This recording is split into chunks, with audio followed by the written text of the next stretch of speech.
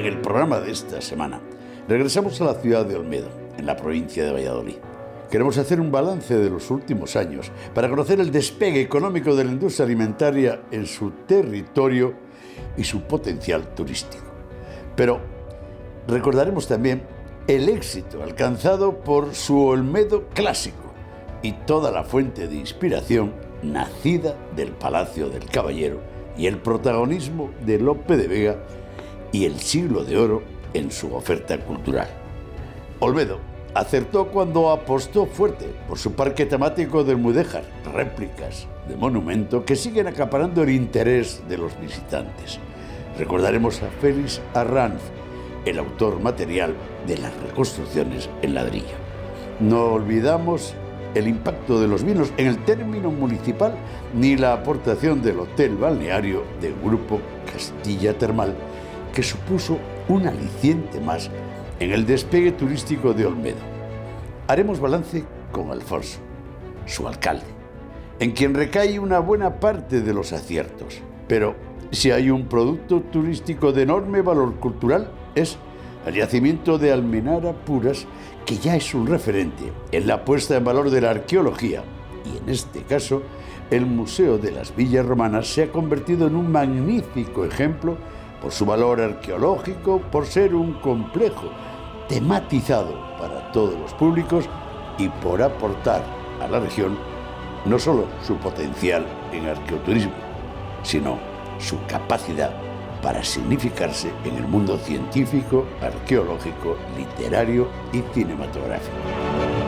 Todavía hoy me sigue emocionando este lugar, que conocí a la intemperie en los inicios de su puesta en valor. Pero antes de pisar suelo romano, acudimos al archivo del Arcón para conocer los inicios de esta puesta en valor en la Villa Romana, situada en los alrededores de Olmedo. Eran tiempos de chaleco y barba negra.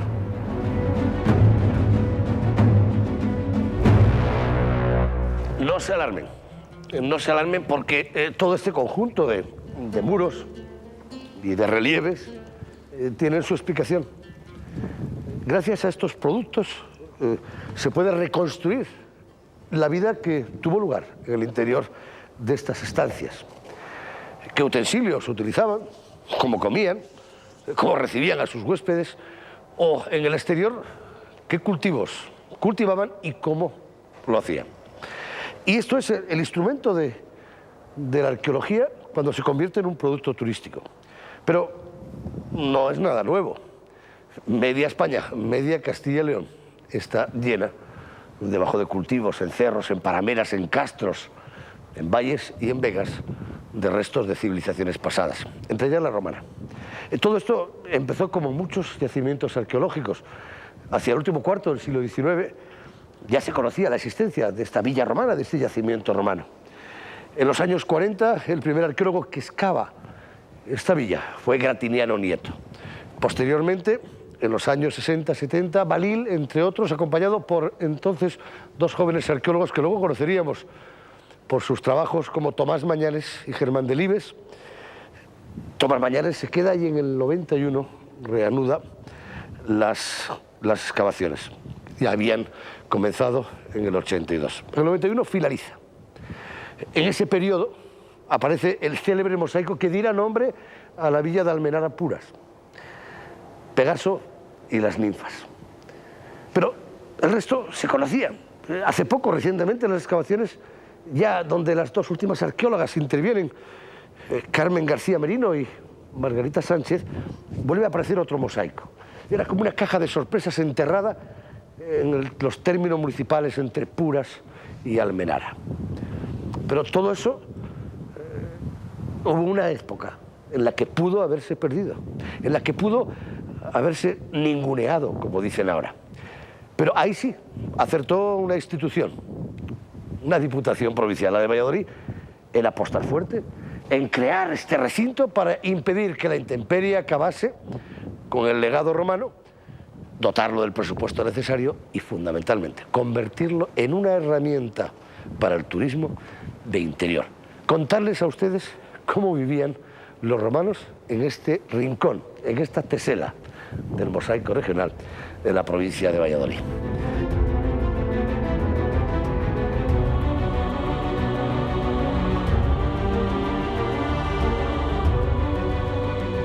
Y después de este toque nostálgico, pero real, vamos en busca de Laura Martín. Ella es la directora del Museo de las Villas Romanas Almenara-Puras.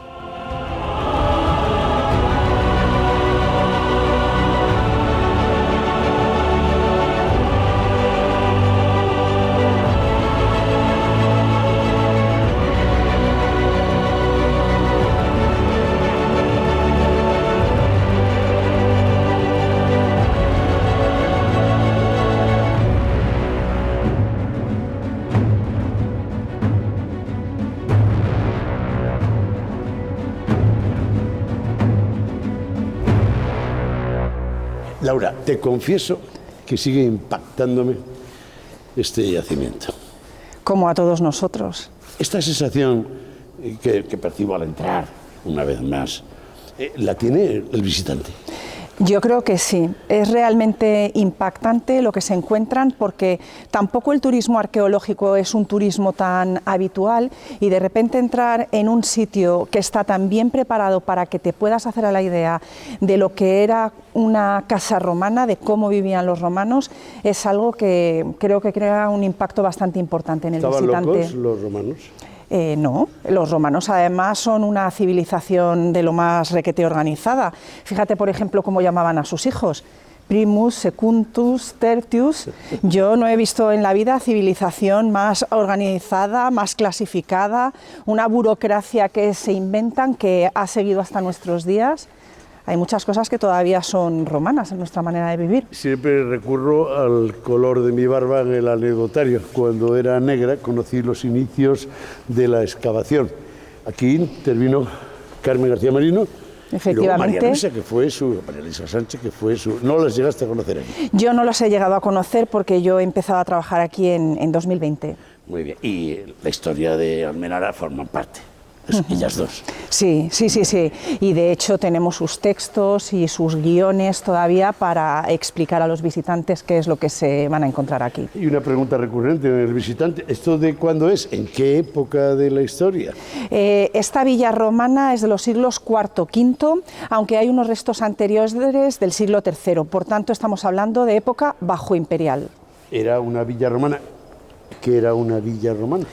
Una villa romana es una explotación agropecuaria. Básicamente es un complejo en el que hay una vivienda privada, pero también muchas estancias públicas a las que se une una explotación externa, lógicamente, a las instalaciones en la que se cultivan las tierras, se cuida de ganado, pero que además suele llevar asociada una industria. ¿Sabemos quiénes eran ellos? ¿Qué romanos, qué romanas, qué siervos vivieron en esta villa romana? Lo que se cree es que el dueño de esta villa romana, que obviamente era un hombre de negocios muy importante y muy rico, algo que sabemos por el lujo de la casa que tuvo, debía de tener vínculos con Teodosio, o al menos eso es lo que se cuenta. ¿Todavía permanecen en el anonimato los supuestos señores que habitaron esta villa? Sí, no se saben sus nombres y bueno, tal vez es mejor que sea así de misterioso. Se llevaban bien con Teodosio, supongo. Sí, porque Coca está en línea recta aproximadamente 15 kilómetros y este yacimiento en principio se llamó La Calzadilla y es porque se supone que desde aquí parte o continúa una calzada que llega hasta Coca. Laura, el visitante cuando llega a este yacimiento, con estas magníficas cubiertas, ¿se hace una idea de cómo eran las estancias de esta villa romana? Nosotros creemos que sí. Por un lado, la pasarela está proyectada para que se pueda ir entendiendo. En la pasarela hay hasta 12 paneles que van explicando cuál es la distribución de las estancias, pero además tenemos un equipo de guías fantásticas que explican a los visitantes en una visita guiada cómo es este yacimiento. Y de los visitantes que vienen, son muchos los que susurran a los caballos o más los que bailan con los delfines? Y explícamelo. Esto lo conoces muy bien, ¿eh? Tenemos que decir que hay de las dos cosas. En esta villa romana tenemos más de 22 estancias con mosaicos, pero hay 3 que brillan con luz propia. Primero, el de Pegaso. Segundo, el de la crátera. Y en tercer lugar, el de los delfines.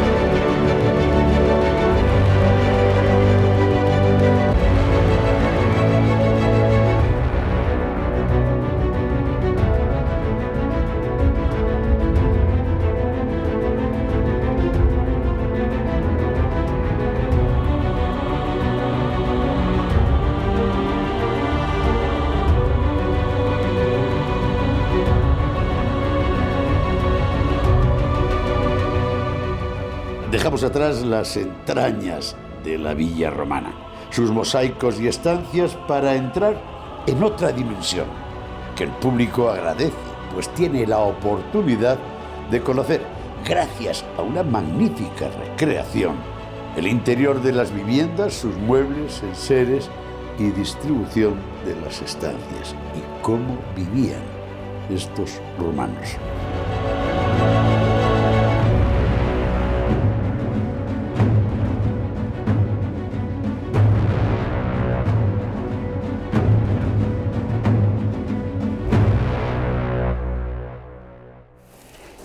Posiblemente sin esta parte del yacimiento de Almenara Puras, de la villa romana, sería muy difícil explicar cómo vivían, qué hacían y cómo eran sus estancias.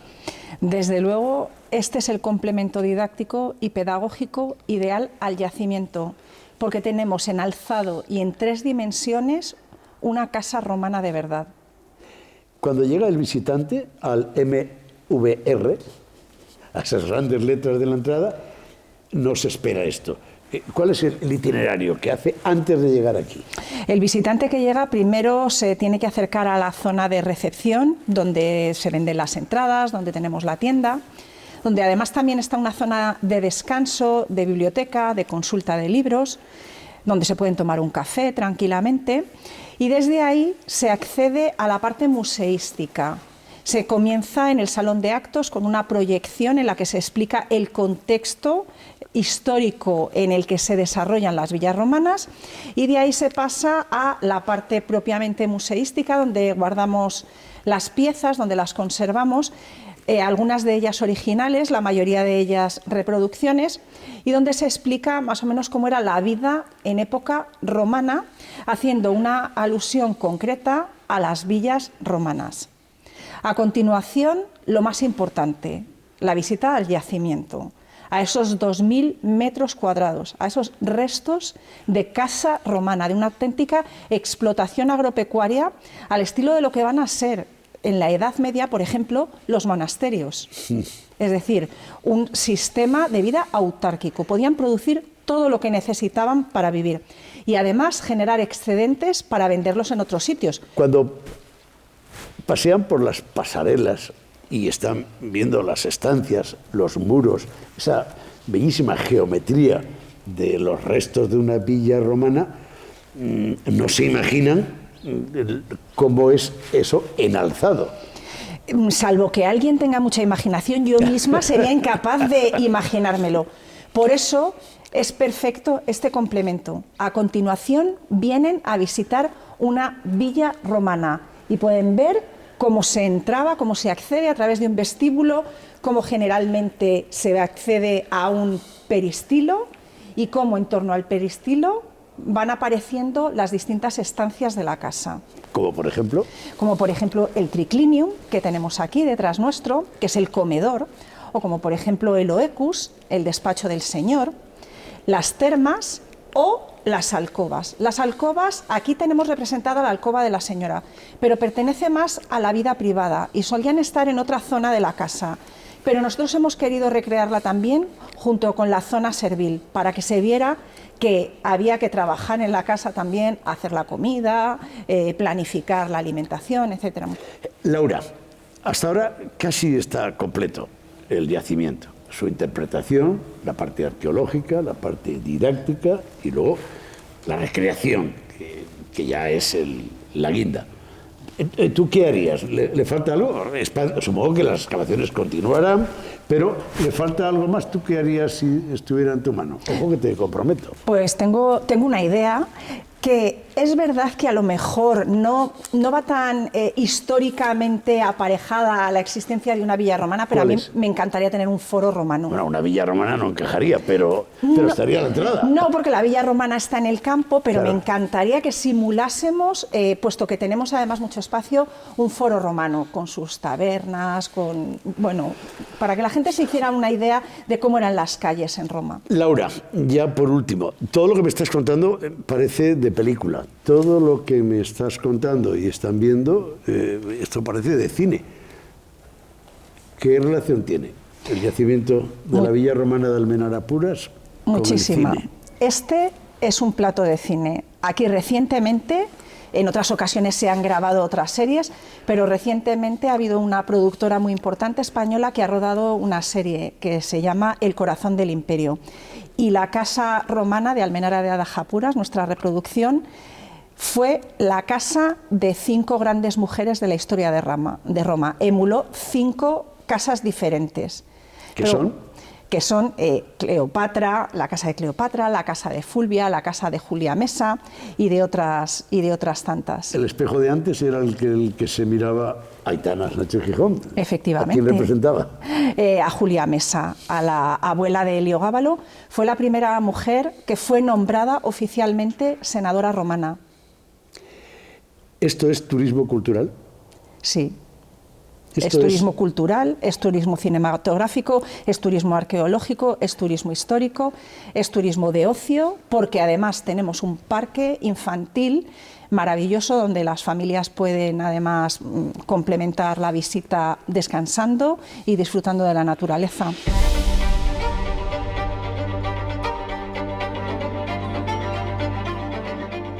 Damos un salto de siglos en las tierras de Olmedo y nos dirigimos al Palacio del Caballero, que ha sido el motor del potencial cultural de la villa. Hoy, el Teatro Clásico Español y el Siglo de Oro tienen en Olmedo una cita permanente, ganada a pulso. Lope de Vega y su Caballero de Olmedo nos reciben para entrar en escena. Me espera Benjamín Sevilla, técnico en turismo que ha conocido desde el embrión el proyecto.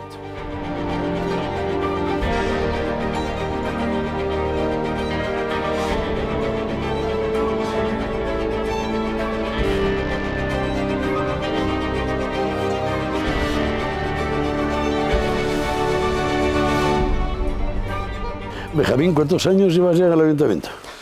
Pues desde el año 1997. ¿Cuál es tu responsabilidad? Soy técnico de cultura y turismo. ¿Te acuerdas en aquellos años que el Caballero de Olmedo no había llegado ni existía el teatro clásico? Bueno, no había llegado el teatro clásico, pero sí había llegado Lope de Vega. Lope de Vega y el Caballero de Olmedo llevan desde el Siglo de Oro, o sea que llevo muchos años ya pululando por Olmedo. El ejemplo en Olmedo está muy claro, es rentable la puesta en valor de un recurso literario y de un personaje y de una etapa como la del Siglo de Oro. Sí, claro, un recurso literario como es la obra de teatro El Caballero de Olmedo de Lope de Vega se transforma en 2 productos turísticos. 1, el Palacio Caballero de Olmedo, y 2, el Festival de Teatro Olmedo Clásico. Y podemos añadirle un tercero, la recreación popular que se hace también sobre la obra de teatro El Caballero de Olmedo. Y hablando de teatro, este es el escenario que todos los años atrae a compañías de teatro clásico y aficionados al mundo del teatro. Compañías profesionales del teatro clásico, compañías de referente nacional, compañías extranjeras. Hemos tenido la presencia, por ejemplo, de la Compañía Nacional de México, Compañía Nacional de Teatro Clásico de España, compañías argentinas. Pues prácticamente es un puente con Iberoamérica también en el que vienen de allí para acá y vamos de allá para acá, pues eso, con lo que nos ha hecho común, con la lengua.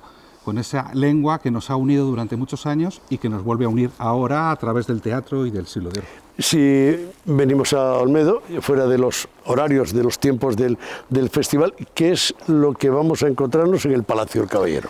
Palacio del Caballero es un recorrido visual por el Siglo de Oro y la literatura. Son 7 salas, está todo tematizado y decorado con escenografías teatrales y te haces una inmersión sensorial y vas pasando por diferentes etapas de ese Siglo de Oro. Vas a ver una presentación por parte de Lope de Vega, de por qué él escribe la obra El Caballero de Olmedo. Vas a ver cómo Fabia prepara sus hechizos para conquistar a Doña Inés, para que sea favorable al Caballero de Olmedo.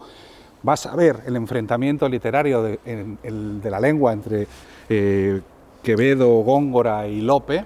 Vas a ver un momento final apoteósico en el que Lope de Vega, El Caballero de Olmedo es una obra trágica, es la tragicomedia. Entonces muere al final el Caballero de Olmedo y lo que nos dice en esa representación teatral al final, Lope de Vega nos dice: amen el teatro, vengan a visitarnos, les prometo que no se arrepentirán.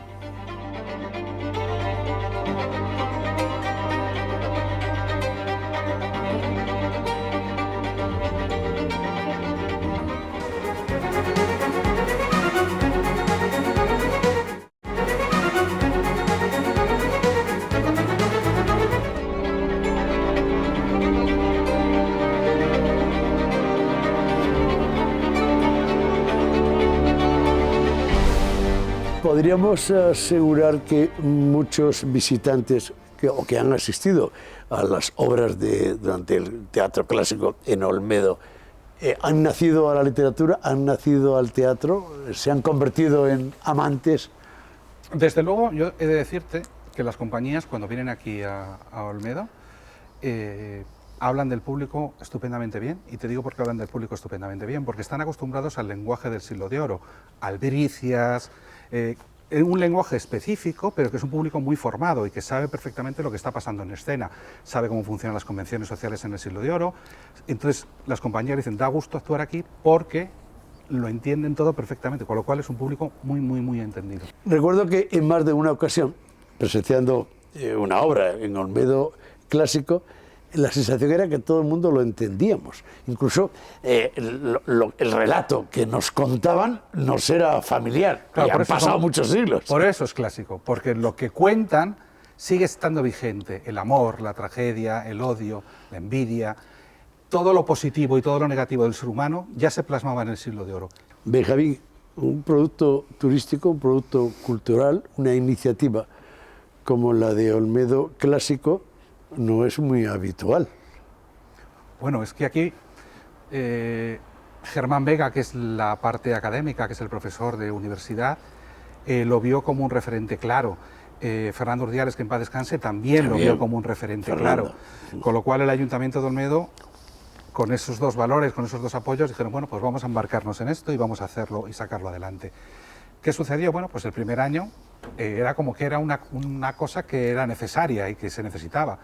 Y eso confirmó a lo largo de los años, llevamos 15 ediciones, debería ser 16, pero la pandemia suspendió una. Esas 16 ediciones es algo como esperado. Las jornadas académicas, que forman parte también del Festival Olmedo Clásico, concitan a la universidad, concitan a los investigadores, pero también concitan a los directores, a los actores, para hablar de las puestas en escena. Es decir, no solamente es la interpretación que hace el filólogo sobre el texto teatral, sino que también cómo lo pondría un director en escena, o cómo lo ha puesto en escena, y cómo un actor ve esa dicción del verso, esa interpretación. Con lo cual, estamos mezclando muchos sectores, pero mezclando para hacerlo entender. Es como una escuela de espectadores, para que todo el mundo aprenda. Lope de Vega y quién más. Lope de Vega y todos sus contemporáneos. Pues ha habido textos de Tirso de Molina, de Calderón, Vélez de Guevara, Ana Zamora, que también suele investigar a los textos pre-Siglo de Oro.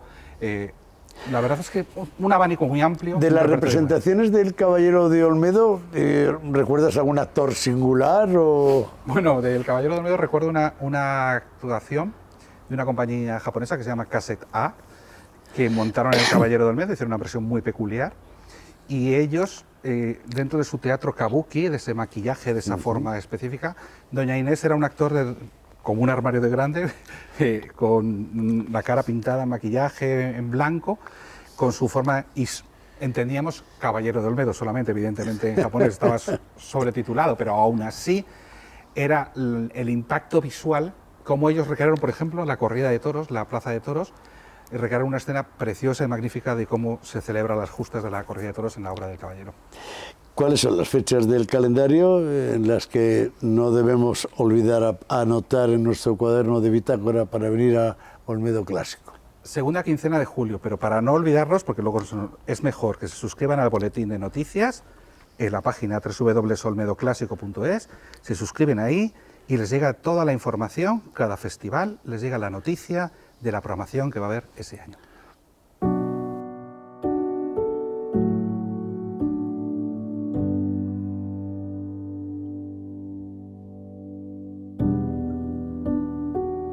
Visitamos el Hotel Castilla Termal, que supuso otro enorme aliciente para el desarrollo turístico de Olmedo, gracias al empuje de su creador Roberto García. Pero en esta ocasión charlaremos con el joven director, Diego San. Nos dejaremos engañar por ese patio mudéjar, impresionante réplica en el interior del complejo termal.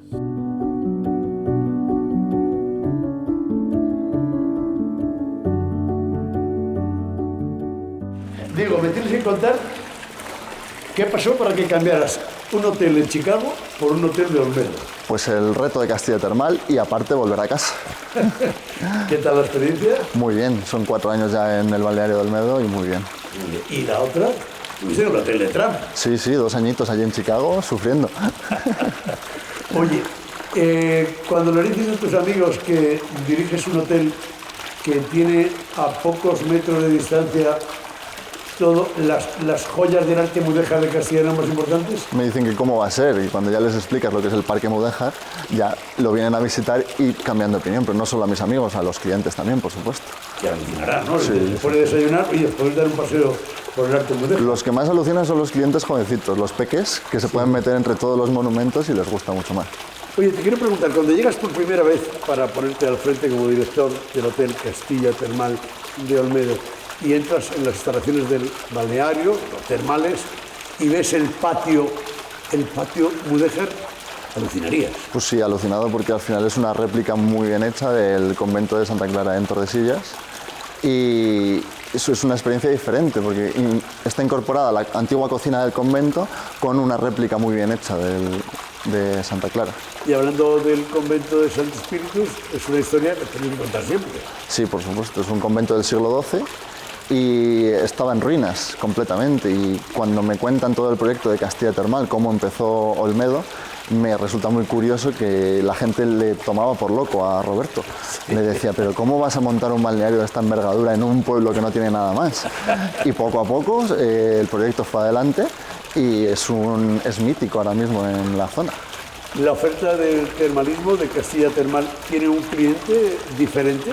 No, al final es todo tipo de cliente, o sea, abarcamos además todo tipo de edades. El balneario, lo que son balnearios, se asociaba a cliente de más avanzada edad, más jubilados a lo mejor, pero cada vez atraemos gente más joven, ya partimos desde los 20 años hasta los 90, o sea, no a todo tipo de edades. Yo voy a tener un compromiso. Dentro de la propia casa del grupo Castilla Termal, ¿cuál es el que más te impresionó la primera vez que le viste? ¿San Bernardo en Balbuena de Duero o la Universidad de Santa Catarina o el convento de Santo Espíritus? Sinceramente, la Universidad de Santa Catarina en Burgo de Osma. Ese claustro que tiene esa entrada es imponente. Aunque yo tengo que tirar para casa, siempre me gustará tener este guiño especial hacia Olmedo, por supuesto. Diego, ¿cuál es el perfil del que se aloja y elige Castilla Termal de Olmedo? Pues digamos una clase media que se puede permitir un par de escapaditas al año y a nuestros clientes más habituales les gusta mucho rotar por los hoteles, o sea, no solo vienen a Olmedo, aunque Olmedo es el cliente más fidelizado que tengamos. El 90%, 95% de nuestros clientes es cliente nacional, que les gusta el turismo de interior y al final todos nuestros hoteles están a 1 hora y media de Madrid y para una escapadita de un par de días, cliente de Madrid, de Castilla y León, de otras zonas, pueden venir muy fácilmente. Muy bien, saluda a Roberto de mi parte. Por supuesto.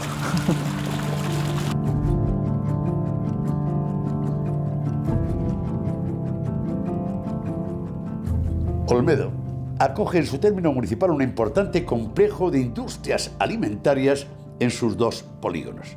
Hemos elegido una cooperativa que comercializa la zanahoria que producen una veintena de agricultores de la comarca.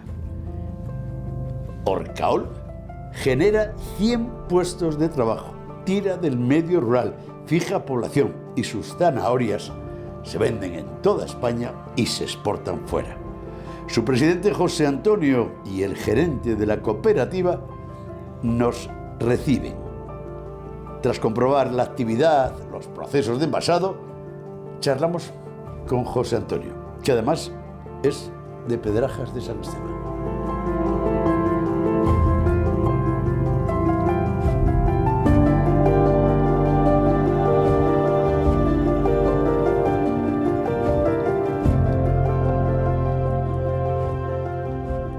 ¿Cuántos viven de las zanahorias? Pues 21 agricultores que somos ahora como socios en la cooperativa. Sois los dueños de la empresa. Claro. Y bueno, y también los empleados que son muy competentes. ¿Cuántos puestos de trabajo genera la zanahoria en Orcaol? Entre directos e indirectos, pues 100 y pico familias me deberán. ¿Cuántos años llevamos poniendo en marcha la cooperativa? 20 años.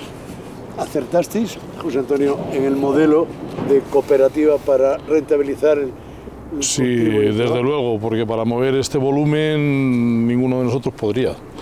Somos, como bien dice, agricultores pequeños y entre todos pues hemos conseguido hacer una cooperativa grande en este sector. 100 puestos de trabajo. Sí, entre 70 tenemos directos trabajando aquí, pero luego transportistas indirectos, pues unas 100 familias vivirán. Y siempre zanahoria. Sí, tenemos un cultivo, apostamos por hacer solamente un producto y bueno, y somos de las empresas más grandes que hay en España. Qué rentable la zanahoria. Sí, hombre, nosotros es rentable porque antes la producíamos y no la elaborábamos, ahora hemos conseguido producirla y elaborarla. ¿Se vende en fresco? Sí, solo fresco. ¿A quién se la vendéis? Pues de todo, grandes superficies, mercados, exportamos bastante a muchos países, a los que no la compran. José Antonio, esta es una fórmula, el modelo de sociedad cooperativa, es una fórmula para rentabilizar la agricultura de los pequeños agricultores que acabas de decir y que lleváis 20 años cultivando zanahoria. Sí, bueno, llevamos más, porque la cooperativa se fundó por un problema que tuvimos un año que sembramos muchas y haramos todos zanahorias. Entonces lo que quisimos era conseguir que todas las que sembráramos, como se ha conseguido, poder nunca ararlas, sino venderlas. ¿Por qué la cooperativa se instala en Olmedo? Pues la verdad que Alfonso Centeno, el alcalde de Olmedo, nos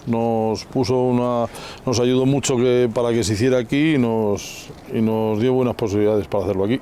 Por eso decidimos hacerlo aquí. Todos los agricultores tienen un entorno de pocos kilómetros. Sí, de unos 25 kilómetros. Hay alguno un poco más lejos, pero poco más. Todo agricultor defiende su producto en función del clima, del suelo, de la adaptación de la variedad. ¿Son buenas tierras para zanahoria? Sí, muy buenas. Esta zona sobre todo da una calidad muy buena de zanahoria y por eso también hemos conseguido en pocos años abrirnos mucho mercado, por la buena calidad. ¿Se consume mucha zanahoria en Castilla y León? Yo creo que sí, cada vez más. Hortaliza cada vez se consume más. Y aparte de eso, en España, claro, se consume más en el Levante y Andalucía, pero Castilla y León está empezando a consumir bastante más hortaliza. ¿Podemos identificaros a los de Orcaol en los lineales y en las tiendas? Sí, ¿o no? En el envase vendemos la mayoría con nuestra marca de Orcaol, que significa Hortícolas el Caballero de Olmedo. Cuando lo fundamos lo pusimos así el nombre. Pero también hacemos marcas blancas a alguna grande superficie, pero vamos, en la bolsa sí suele venir nuestra marca. Es curioso, presidente de la cooperativa, cuando hablan de una empresa que cierra, que deja 50 puestos de trabajo en la calle, o cuando hacemos titulares de aplausos a una inversión que va a generar 80 puestos de trabajo, la cooperativa que tú presides lleva 20 años, genera 100 puestos de trabajo. Eso sí que es economía, eso sí que es fijar población y eso sí que es tirar de la agricultura, ¿eh? Desde luego, en el campo rural es muy importante hacer estas cosas para que la gente no se vaya a las ciudades. ¿Te gusta la zanahoria? Sí, siempre la he producido, sí que me gusta.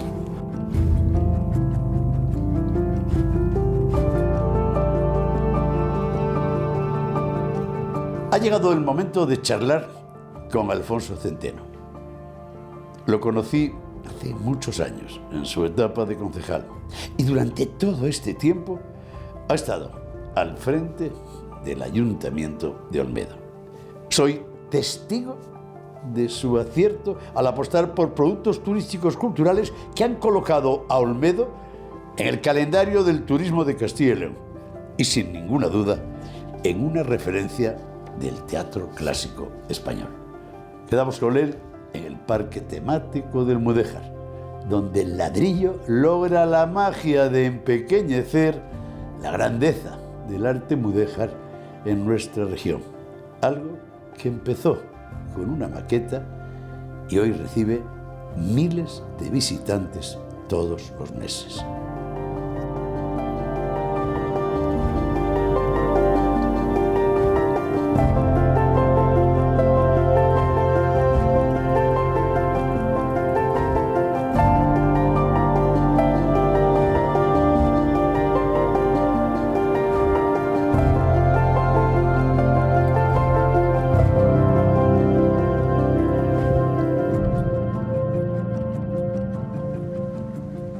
Alfonso, ¿cuántos años llevas en la política municipal? Bueno, pues 30 años. ¿Y de alcalde? De alcalde 25. Tengo el gran honor y la gran satisfacción de poder ser el alcalde de Olmedo. Yo tenía la barba negra y tú tenías más pelo cuando te conocí. Hasta me peinaba. Han cambiado las cosas, ¿no? Han cambiado mucho, pero yo creo que para bien. Sí. Yo creo que sí. Oye, quiero que veas estas imágenes. Hombre, por favor. Fíjese que un día Félix le da por hacer pequeño, para que me salga bien la palabra, por reducir un monumento a una escala que todos podamos ver. ¿Cómo surgió esa idea, Félix? Pues hombre, esta idea surgió en mi taller, de estas cosas que aquí ya sabes que se hace una feria comarcal, digamos comarcal pero local todos los años. Este año es la 10ª edición me parece, pero fue por la 3ª edición cuando presenté el ábside de la iglesia de San Andrés. Y entonces le gustó al alcalde que tenemos ahora, al ayuntamiento, los concejales. Y yo les propuse, oye, ¿por qué no podíamos hacer un mini museo de todos los monumentos de aquí de Olmedo? Y entonces Alfonso Centeno me dijo, oye, pues sería cosa pensarlo y tal. Y un buen día pues me viene y me dice, oye, Félix, que eso lo he madurado un poco y creo que me van a dar una ayuda y nos vamos a meter con ello. Y entonces, pues ahí surgió todo. Y te digo que es de agradecer que la idea esa fuera apoyada por Alfonso. Las ideas, si no se apoyan, pues ya sabes tú que... ¿Qué recuerdos? ¿Te acuerdas el día que Félix te dijo que tenía una maqueta para ponerla en marcha? Así es, y me acuerdo no solo de muchas cosas, además cuando nos trajo la idea, que entonces me acuerdo que nos íbamos a las ferias de turismo con cosas de papel cartón que luego las destruías y que no servían para nada. Y cuando él vino con el ábside de San Andrés y era algo que podías montarlo y llevártelo y volverlo a disfrutar cuando quisieras, nos pareció una idea fantástica. Pero de ahí, desde luego, ya la imaginación de todos empezó a desbordar y a pensar que eso era muy importante y que había que buscar otra fórmula. El Parque del Mudéjar se ha convertido en un destino turístico. Bueno, no solo es un destino turístico, por aquí han pasado más de 1.050.000 personas. Se dice, bien, un municipio de 3.700 habitantes ha recibido 1.050.000 personas que han venido y han visitado el parque temático del Mudéjar. Con su evolución, hay que recordar que empezamos en el año 99, pero que poco a poco se ha ido haciendo más grande, hasta que alberga estas 21 réplicas que tenemos hoy aquí, gracias a ese esfuerzo y ese trabajo del artista Félix Arranz. ¿Te acuerdas el día que Roberto se presentó en el ayuntamiento y te contó el que iba a haber un hotel y que iba a poner en marcha el convento que nunca había... Estaba abandonado ya, el de San Espíritus. El convento de Santi Espíritu no solo está abandonado, sino que había sido hasta un gallinero. O sea, donde hoy puedes dormir en un magnífico hotel de 5 estrellas, era un gallinero. Pero me acuerdo de mucho más. Cuando Roberto vino a verme y a hablar de un balneario, yo estaba errado. Yo tenía el concepto del balneario de gente mayor, y no le terminaba de ver el proyecto. Y me dijo, Alfonso, serás buen alcalde, pero de esto no tienes ni idea. Y nos montamos en un coche y nos fuimos a ver 2 balnearios, y nada más entre los balnearios lo primero que vi, ¿sabes cuál fue? Niños corriendo. Y dije, bueno, esto ya Ya nos gusta más, Roberto. Acertamos de pleno, ¿eh? Hombre, totalmente. Hoy somos un referente también en el termalismo, cosa que Lope de Vega le hubiera gustado disfrutarlo, pero no era así, ¿no? O sea y que... hablando de Lope de Vega, toda la vida en la escuela hablabais del Caballero de Olmedo y de Lope de Vega, pero nunca imaginasteis los de Olmedo que ibais a ser una referencia en el teatro clásico y en la literatura. Por supuesto que no. Caballero de Olmedo era algo que era muy familiar para nosotros, pero le faltaba ese impulso. O sea, ¿en qué nos puede beneficiar una obra tan importante como el Caballero de Olmedo? No solo en verla, sino qué puede repercutir en todos los olmedanos, en nuestra sociedad, en nuestra economía. Pues en ser referentes en la literatura, en el teatro, en el clásico, en el siglo de oro. Eso se ha conseguido y yo creo que es un reto que cuando empezamos era discutible, cuando menos. Sí. Pero las locuras son las que nos llevan a todos a conseguir avanzar. Bingo, también ahí. También ahí, en sí. ¿Tú eres de los que te echas 2 cucharadas de azúcar en el café o...? Yo creo que el azúcar es muy Ojo lo que vas a decir, que tienes acorde en tu término. El azúcar es un bien muy importante, sobre todo para el cerebro. El cerebro necesita y consume mucha energía y hay que darle azúcar, porque si no hay cerebros que se quedan así locados. ¿Y para Olmedo? Hombre, para Olmedo estamos hablando de la principal empresa que hay en Olmedo. No solo por las 500 personas que están ahí trabajando todos los días, sino porque hay miles de familias, miles de cooperativistas que viven del mundo de la remolacha. Y además con esa reestructuración, con la fábrica de aceite de girasol y con las fábricas de componentes de alimentación de los animales, yo creo que es una evolución y no va a parar. Yo estoy seguro que va a seguir adelante, va a seguir mejorando y va a seguir generando riqueza. El polígono José Antonio Caviedes, por cierto, tú estuviste de concejal con José Antonio. Que fue el alcalde José Antonio. Tuve la gran suerte de poder estar todo con él 5 años y la desgracia de estar con él el día que le perdimos, pero luego nunca dejó de ser su profesión, que era maestro. Sí, señor. Y siempre estaba enseñando lo bueno que tiene la política y lo que debe hacer un político por su municipio. Yo creo que, bueno, algo aprendimos y de eso vamos trabajando. Un polígono industrial, 2 polígonos industriales, y dentro del sector alimentario, Olmedo ya aparece, en el sector lácteo, en el ovino, en el hortícola, ¿o no? Hay que tener en cuenta que Olmedo tiene 2.200 trabajadores diarios. Hay 2.200 contratos de trabajo en Olmedo, de los cuales el 70% tiene que ver con el sector de la agroalimentación.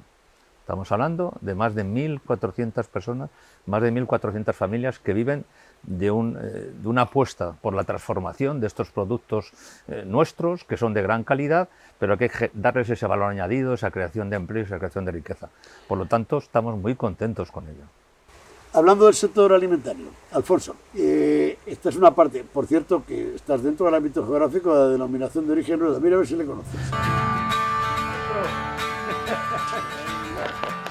¡Qué alegría! Tú eres uno de las primeras jornadas de enólogos. Pues de las primeras jornadas del año, desde el año 80. Llevamos dando guerra. Madre mía. En Rueda. Tú eres un ton de maloláticas de ciclo vegetativo Pues vinculados escucha, al verdejo. prácticamente pues ya 35, por no decir más, malolácticas. O sea que figúrate. Generalmente todas las bodegas estamos haciendo las cosas muy bien. El Consejo Regulador está dirigiendo perfectamente, con lo cual yo creo que Rueda tiene un futuro impresionante. La bodega, evidentemente, como un proyecto que nace de gente de Olmedo. Surgió de amantes del vino, surgió que por qué no hacer una bodega de vinos blancos de calidad. Varios de los socios que tenemos en la bodega proceden de Olmedo y dijimos, ¿por qué no Olmedo? Una villa histórica con su riqueza mudéjar. Estamos en la bodega, una de nuestros más emblemáticos temas es el guiño a la Virgen de la Soterraña, con una réplica de la capilla que tenemos en la bodega. Bueno, pues nos vamos a verla. Nos vamos a verla.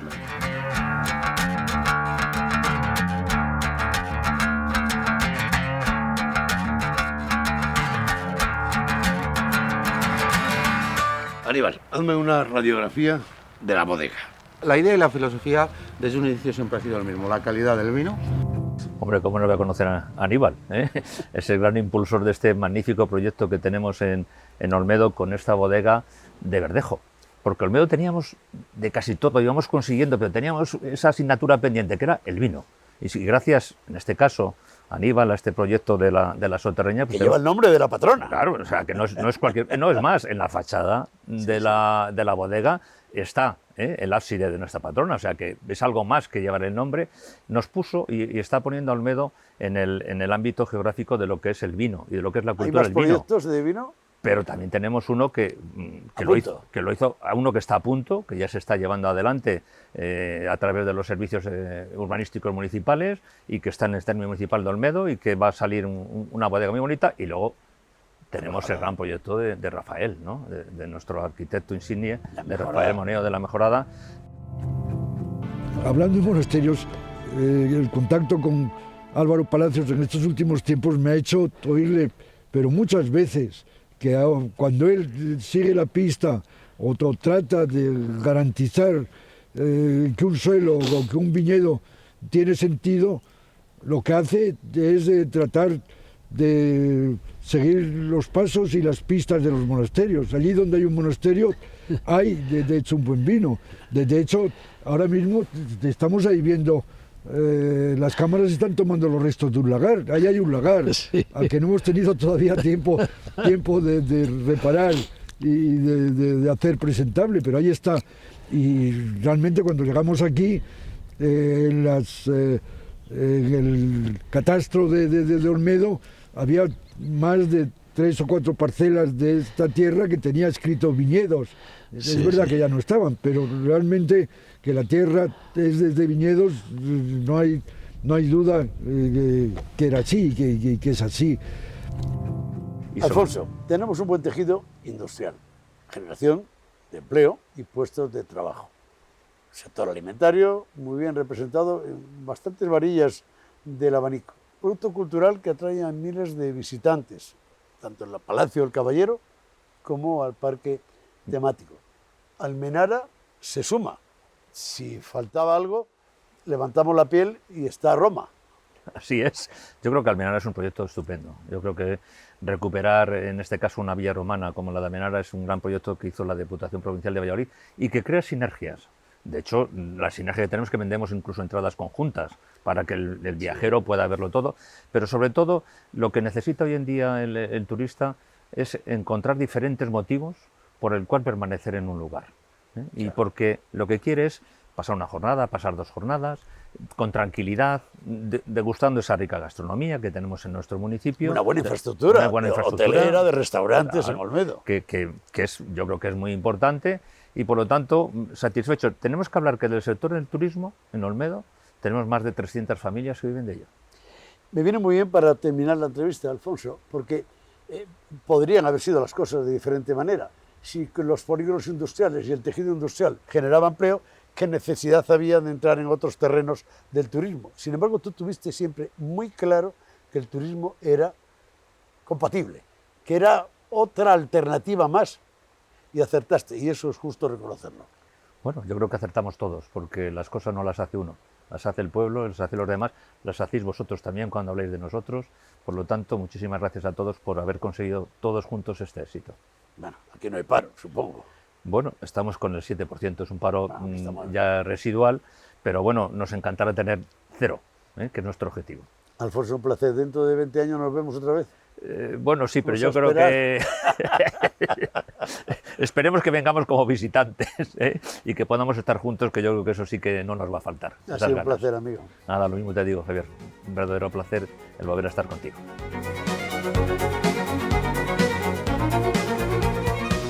Hasta aquí el Arcón de esta semana.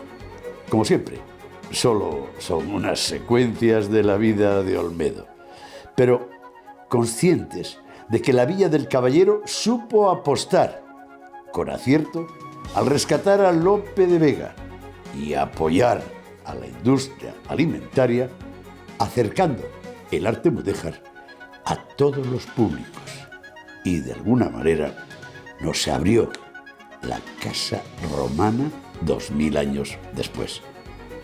Y como siempre, ahora os toca a vosotros comprobarlo cualquier tarde de estas. Hasta la próxima semana.